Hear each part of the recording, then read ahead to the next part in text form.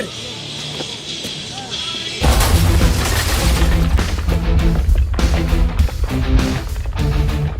All right, welcome to our last regular season episode of Inside Raider Nation. This is episode 10. We're going to call this the regular season wrap-up. And as always, I'm here with the head coach, Coach John Lindsey. Thank you, Coach. All right, so let's talk a little bit, Coach, about last Friday night, the Villa Rica game. Had some pretty exciting moments in the game. The game started out a little bit of back and forth between us and Villa Rica. We saw some things from a quarterback sneak that broke about 58 yards for a touchdown. I think we were all kind of on the sidelines excited about getting the first down, and then the next thing you know, it's running down the sideline. We took a little bit about that play and what happened. Yeah, just, squirted through, found a gap, and, fourth down, everybody's up crowding the ball, and just, you squirt through and you get past them and touchdown. Long way, yeah. And then we also did a good job in the passing side of the game. And you've seen a little bit of progression, I think, as the season has come along. We've had a couple 200-yard-plus passing games now, and then ended up with 4 touchdowns. I think Cole Cook ended up with his first for the year.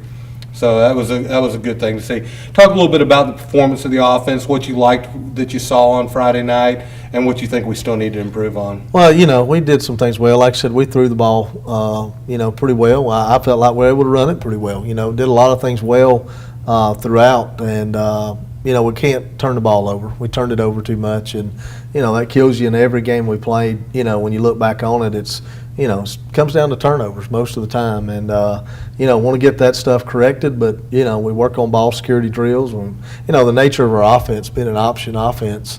You're going to have that mesh point, and is he giving it to me? Is he pulling it? What's he doing? So kind of comes down to just trusting the offense and letting that execution fall in place. Yeah, I think you're talking about the nature of the offense.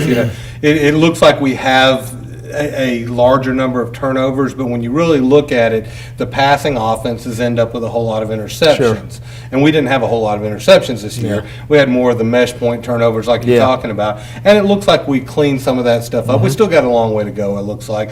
The defense, though, in the second half of the game was shut down. They came out and held Villa Rica to a big goose egg in the second half. Talk a little bit about their performance and what you saw in the game. Well, every week, those guys are playing well. They're coached up. Defensive staff, great job, getting them prepared and coming in and making halftime adjustments, and just our kids, just challenging them to play 4 quarters of hard football, and really felt like they did that. I felt like they came out in the second half and played extremely hard. Right. Well, it's good to see a couple of kids get back out there. I know Holden Thompson was back for his first game, so hopefully he'll continue to get back in the groove and make an impact in the weeks coming up. Absolutely. Now, we're getting ready to roll into a pretty big week. You've ended up with a real successful first season, 8-2. We ended up with the playoffs your first year here.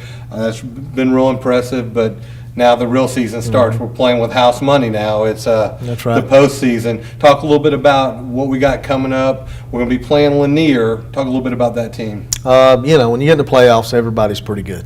Bottom line, us being a 4 seed right now, going to play a 1 seed, it's a big mountain to climb. I told the kids today, you're backed into a corner, you got to fight your way out. All the odds are against us. Got to get on a bus, drive over, play at their place. They're a 1 seed, won the region. We're a 4 seed.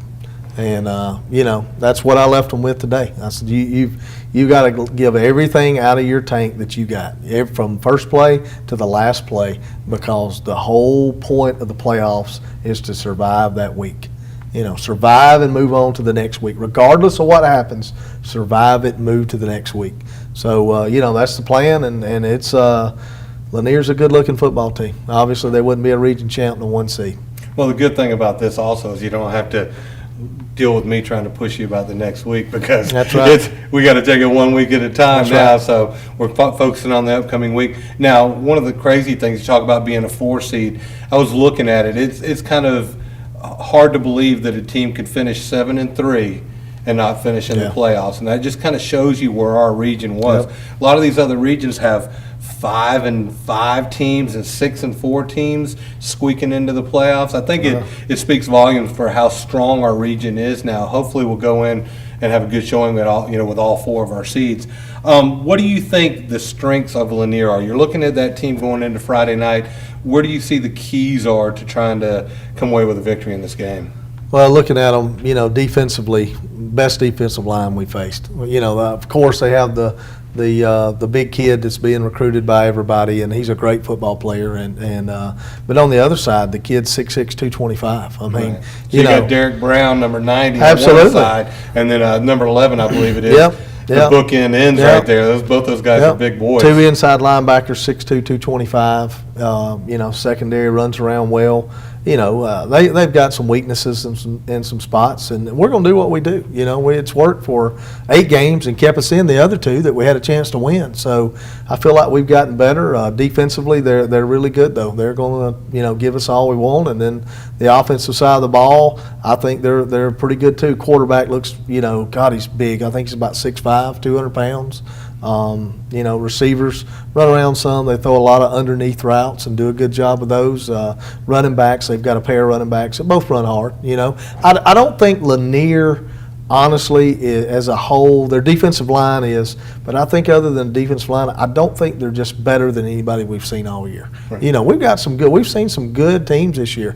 You're sitting there looking at Altoona, you're looking at South Paulding, Alexander, who are our playoff teams, who are quality. So, I think they rank, those 3 teams right there rank up with those 3. Yeah, so. Well, I'm a big stat guy, so I'm always looking at the stats and stuff online. And it was really shocking to look at all the total yardage, passing, rushing stats. And out of the top 10 or 15 people in each one of those stats, our region probably holds 6 or 7 in each one of those categories. Yeah. We had the leading passer, we had one of the leading running backs, so we actually had 3 of the leading running backs. I mean, we had a lot of leaders in those categories. So it shows that, this is a pretty competitive region. Now, as far as us going into the game, you say we're going to do what we do. Would you believe it if I told you that we averaged less than 10 punts on the regular season, that most of our turnovers were not downs, they were of our own doing? Yeah. Yeah, absolutely. I've said it about every week. If we don't beat ourselves, we can play with a lot of people. I don't know about winning, but we can play with a lot of people and have a chance in the fourth quarter for a win if we'll just take care of the football. And a lot of that still goes back to our strength training. And we got kids that we've moved around. Cody Long's carried it a lot this year, and Maurice. There's a kid that didn't play last year at all. So it's knocking some of the rust off, and got a brand new quarterback. You got a lot of exchanges, a lot of things going on. So it takes time to develop that chemistry, and that's why I'm hoping, we'll limit some of these turnovers, and that we'll be able to survive the playoffs if so. Yeah, I agree. Looking at it, I think that our turnovers and the offensive and defensive line play are going to be keys. Now, I like going into this game. I think our offensive line holds up with just about anybody out there. You're going to talk a little bit about those guys. They're mostly seniors, so you're going to lose a lot of them this year. Sure. But talk a little bit about what they've meant to you in the team this year. Oh, what a great job! I mean, they have come together. They have a really good chemistry. They're a tight group, and been physical. Not really, this week they're not intimidated. I was a little bit worried after I watched their defensive line, and you hear all this talk about this kid that's been highly recruited and all that, but I don't think they're intimidated. I think our kids know how to play. Coach Wilson's done a great job preparing them, and we got to go out and do what we do. Good group of boys. Yeah, and that's kind of the vibe I've gotten from the ones I've talked to too. Is that that's just the guy's just another player that's going to line up on the other side of the ball from him. And I think that's the way you got to kind of look at it. So you go in all big-eyed, it causes problems. And he's a great football player. Don't get me wrong, that kid's a great football player, and when he turns it on, he's hard to block.